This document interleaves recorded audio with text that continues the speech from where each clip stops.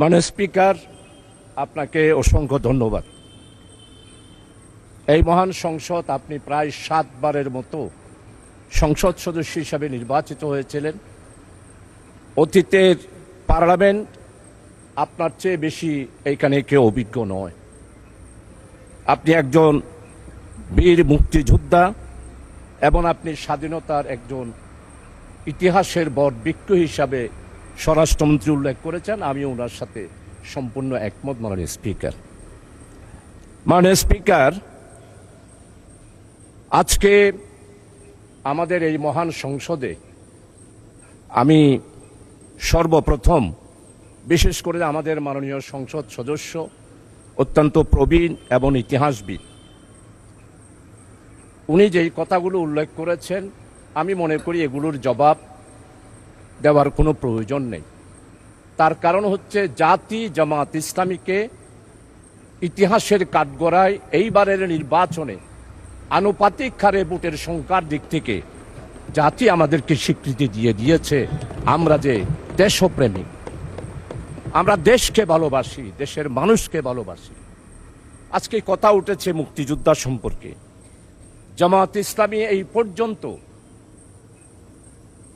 স্বাধীনতার ইতিহাস সম্পর্কে জামাত ইসলামীর পক্ষ থেকে স্পষ্ট বক্তব্য দিয়ে দেওয়া হয়েছে মাননীয় স্পিকার।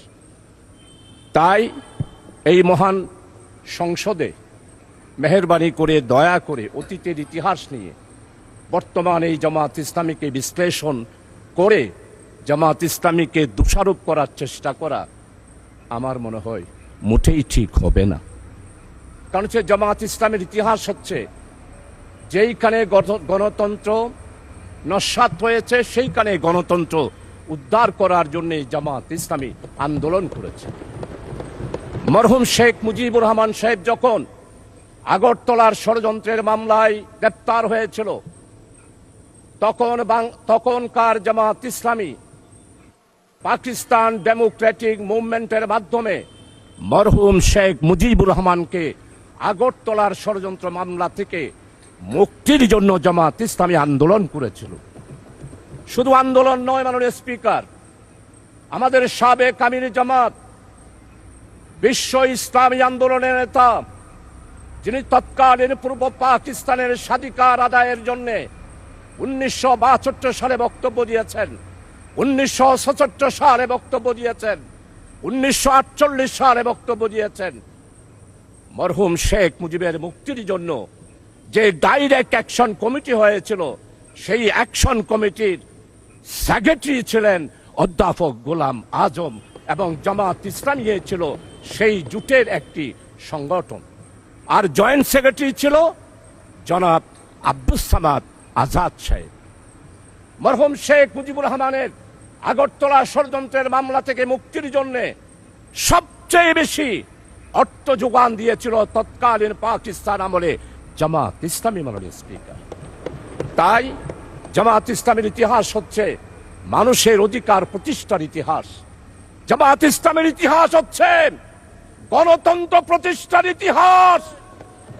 জামাত ইসলামীকে আপনারা বারবার অনেক তকমা দিয়েছিলেন, কোন তকমায় জনগণ বিশ্বাস করে নাই। আপনারা বলেছেন আমরা জঙ্গি।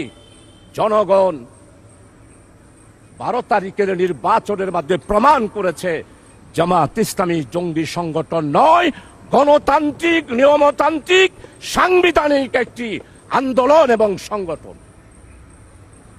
মাননীয় স্পিকার, জামাত ইসলামীর গণতান্ত্রিক ইতিহাস অনেক সময় লাগবে।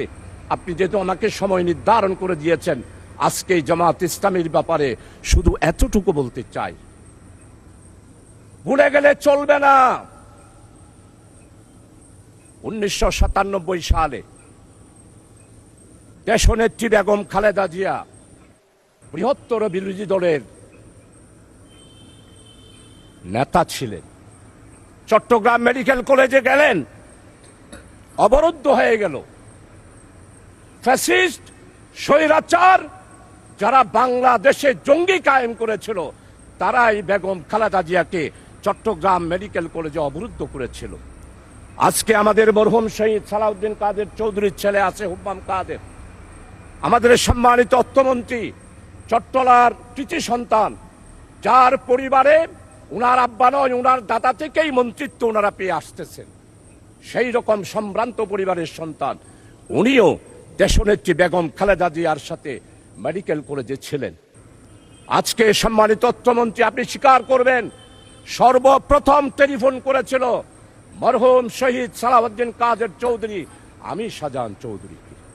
আমি তো জামাত, আমি তো শিবির, কিন্তু সেই দিন আমরা জামাত শিবিরেরা চট্টগ্রাম মেডিকেল কলেজ থেকে দেশনেত্রী বেগম খালেদা জিয়াকে সালাউদ্দিন কাদের চৌধুরীর আহ্বানে জামাত এবং শিবির সেই দিন বেগম খালেদা জিয়াকে আমরা উদ্ধার করেছিলাম।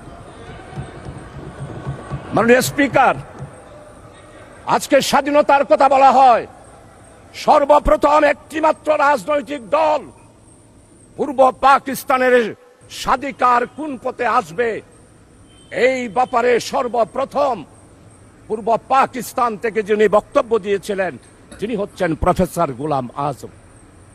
1970 সালের নির্বাচন হলো, নির্বাচনের পর সর্বপ্রথম একটি রাজনৈতিক দলের পক্ষ থেকে সমস্ত পত্রিকা সাক্ষী transfer to power Sheikh Mujibur Rahman professor Golam Azam বক্তব্য দিয়েছিলেন। আমরা সেদিন বলেছিলাম সংখ্যাগরিষ্ঠতা হিসেবে আওয়ামী লীগ যেহেতু জনগণ রায় দিয়েছে, তাই শেখ মুজিবের হাতেই ক্ষমতা হস্তান্তর করুন। আজকে সম্মানিত আমার অত্যন্ত পরম মুরব্বী ইতিহাসবিদ, আমি ওনার ফেসবুকে সব বক্তব্য শুনি, ওনার মনের ভিতর অনেক আবেগ। 1757 সালের ইতিহাস আপনি তুলে ধরেছেন, পাল বংশের ইতিহাস তুলে ধরেছেন, কিন্তু আপনি কি ফরাজি আন্দোলন, ফকির আন্দোলন, খেলাফত আন্দোলন, ওয়াহাবি আন্দোলন, উলামায়ে কেরামদের ইতিহাস আপনি তুলে ধরেন নাই? সেই দিন আমাদের খেলাফত আন্দোলন, ওয়াহাবি আন্দোলন, ফকির আন্দোলন, মজলুম আন্দোলন, হাজী শরীয়তুল্লাহর আন্দোলন আপনি যদি তুলে ধরতেন তাহলেই মনে করতাম আপনি একজন নিরপেক্ষ ব্যক্তি। এখন আমার মনে হচ্ছে আপনি নিরপেক্ষ নয়, আপনি শুধু জামাত ইসলামিয়ার মুসলমান আর ইসলামী আন্দোলনকে আঘাত করার জন্যই পার্লামেন্টে বক্তব্য রেখেছেন। আমার নেতা, আমাদের অপোজিশনের লিডার, উনি মুক্তিযোদ্ধার পরিবারের সন্তান, শহীদ পরিবারের সন্তান, এটার উপরও আপনি আঘাত করেছেন। আপনার মনের বেদনা আমরা বুঝতে পারি। মাননীয় স্পিকার, জনাব প্রেসিডেন্ট ভাষণ দিয়েছেন, সেই ভাষণের ব্যাপারে মাননীয় সংসদ সদস্যবৃন্দ অনেকেই ওনাকে সাধুবাদ জানিয়েছেন। আমরা এটার বিরোধিতা করি না, কিন্তু আমরা স্পষ্ট বলতে চাই, জনাব প্রেসিডেন্ট, আপনি শপথ ভঙ্গ করেছেন, আপনি জাতিকে বিভ্রান্ত করেছেন। আপনি বলেছেন প্রধানমন্ত্রীর পদত্যাগ আপনার কাছে পৌঁছে নাই, আপনি নাকি সেটা গ্রহণ করেন নাই। তাহলে আপনারাই বিচার করেন সংসদে, একজন প্রেসিডেন্ট শপথ নেওয়ার পর কিভাবে জাতিকে বিভ্রান্ত করার জন্য ইন্টারিয়াম গভর্নমেন্ট গঠন হওয়ার 6 মাসের পরেও উনি বললেন শেখ হাসিনার পদত্যাগপত্র আমার কাছে পৌঁছে নাই।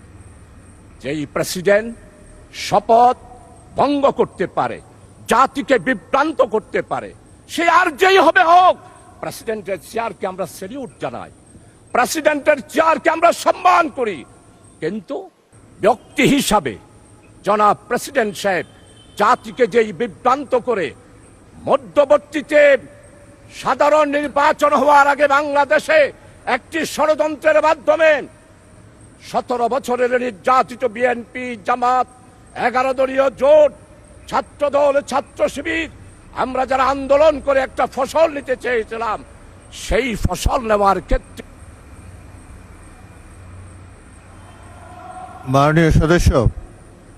মাননীয় সদস্য আপনি 2 মিনিটের মধ্যে কনক্লুড করেন। another 2 minutes, 2 মিনিটে শেষ করুন। আচ্ছা ঠিক আছে মাননীয় স্পিকার, আপনার কথা আমি অবশ্যই শেষ করব। মাননীয় স্পিকার, আমাদের নেতৃবৃন্দ আজকে মওলানা মতিউর রহমান নিজামী নেই, 10 বছর পার্লামেন্টে ছিলেন, আপনি তার সাক্ষী। মওলানা মতিউর রহমান নিজামী এই পার্লামেন্টে কাকো আঘাত দিয়ে কোনোদিন কথা বলেছে? আমি ওনার বক্তব্য লাইব্রেরিতে গিয়ে সবসময় পড়ি, যেমন শাহজিজের বক্তব্য পড়ি, তেমন মৌলানা মতিউর রহমান নিজামী শহীদের বক্তব্য পড়ি। আজকে মৌলানা মতিউর রহমান নিজামীকে খুঁজে পায় না পার্লামেন্টে। আল্লামা হযরত মৌলানা দেলোয়ার হোসেন সাইদি রহমতুল্লাহ আলাইহি উনি এইখানে বক্তব্য রেখেছেন। আজকের সম্মানিত মির্জা ফখরুল ইসলাম মহাসচিব চরমভাবে শ্রদ্ধা করি, উনি আমাদের কৃষি মন্ত্রী মৌলানা মতিউর রহমান নিজামীর স্টেট মিনিস্টার ছিলেন, প্রতিমন্ত্রী ছিলেন। উনি এত ভালো ভালো পদক্ষেপ নিয়েছেন কৃষি ডিপার্টমেন্টে। আজকের কৃষিমন্ত্রী যিনি আছেন অত্যন্ত বিজ্ঞ। আমার মনে হয় আমাদের মির্জা ফখরুল ইসলাম সাহেবের রেখে যাওয়া, মৌলানা মতিউর রহমান নিজে রেখে যাওয়া কৃষি মন্ত্রণালয়ে উনি সেই পদক্ষেপগুলো গ্রহণ করছেন। আজকে তাকে শ্রদ্ধা ভরে স্মরণ করছি। তাকে কেন ফাঁসি দেওয়া হলো মাননীয় স্পিকার? উনি কি মানবতা বিরোধী অপরাধ ছিল? আজকে দেলোয়ার হোসেন সাইদি সাহেবের রাজ সাক্ষী, উনার বিরুদ্ধে সাক্ষী দেওয়ার জন্য যেই সনাতনী হিন্দু ধর্মের ভদ্রলোক ছিলেন, উনি কি বলেছেন? আল্লামা দেলোয়ার হোসেন সাইদি হত্যা করা দূরে থাক, স্বাধীনতার ব্যাপারে, স্বাধীনতা যুদ্ধের ব্যাপারে এই মহান পার্লামেন্টে 96 সালে 2001 সালে তৎকালীন এই ফ্যাসিস্ট আওয়ামী লীগ সরকারকে আঘাত রাখে সেই রকম কোন কথা আল্লামা হযরত দেলোয়ার হোসেন সাইদি রাখে নাই মাননীয় স্পিকার। ধন্যবাদ, ধন্যবাদ মাননীয় সদস্য, ধন্যবাদ। আচ্ছা, 1 মিনিট বলুন। 1 মিনিট মানে স্পিকার, ইনশাআল্লাহ আরেকদিন বলবো, আরেক সময় বলবো। আমার চট্টগ্রামকে দেশনেত্রী বেগম খালেদা জিয়া বাণিজ্যিক রাজধানী ঘোষণা করেছিলেন। সেই স্টেজে আমাদের সম্মানিত আজকের অর্থমন্ত্রী উনিও আছেন। আজকে বাণিজ্যিক রাজধানী হিসাবে আমাদের বন্দর, আমাদের চট্টগ্রামের উন্নয়ন, চট্টগ্রামের জলবদ্ধতা, মাননীয় স্পিকার কিছুই নেই। সর্বশেষ বিদ্যুতের ব্যাপারে একটু কথা বলতে চাই মাননীয় স্পিকার। বিদ্যুৎ পার পেয়ে যাচ্ছে বিদ্যুৎ কাটের লুটারা সিন্ডিকেট। এখনো শেখ হাসিনার, মির্জা আজম, হাসান মাহমুদ, এরপরে আপনাদের সবার জানা রয়েছে বিপুল পরিমাণ বিদ্যুতের ক্যাপাসিটি বিল সম্মানিত